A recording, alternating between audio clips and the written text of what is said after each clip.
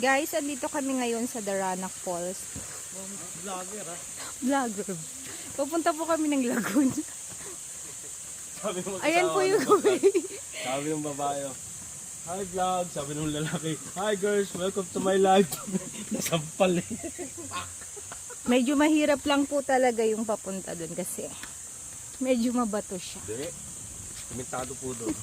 Pero kailangan mo talaga magtiyaga bago mo marating yung magandang falls ng Daranac. Ganda ng forma to ni Nelson ha? Ayan po, may kasama po kami isip bata. Ayan po siya. Ginawa niya pong duyan yung mga sanga. So enjoy naman po siya. Lalagpasan ko na siya. Ayun, tuwang-tuwa pa rin siya at hindi na siya makaalis. Mga 20 or 30 minutes pa siyang lalakarin bago marating yung lagoon dito. Pero worth it naman. Saan na ba ako napunta? Ano ba yan? Nahiwalay na ako. So mali pala yung dinaanan ko. Wala akong basa no?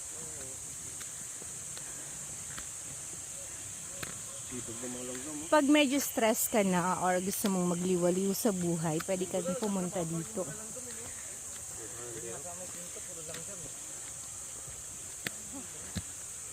Ayan po yung dadaanan namin.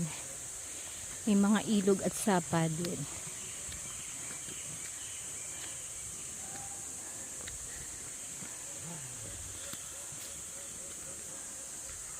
So ayan po.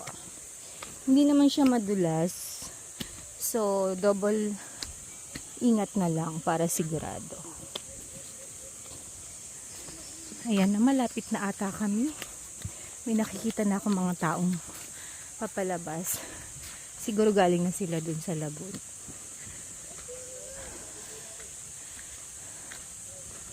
So, ayun, malapit na nga kami.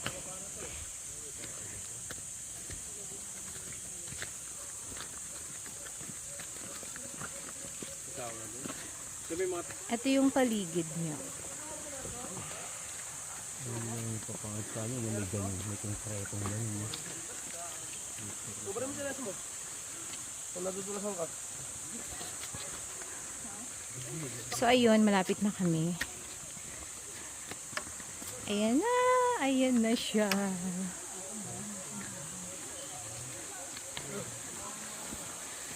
Para ka daw po ano yun, baka daw ano, ingano. Ayun na. Malapit na siya, guys. Ay.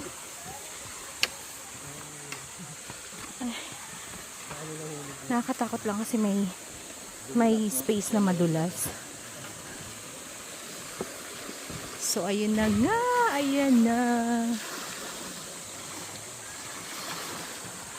Wait lang. Ay, puki.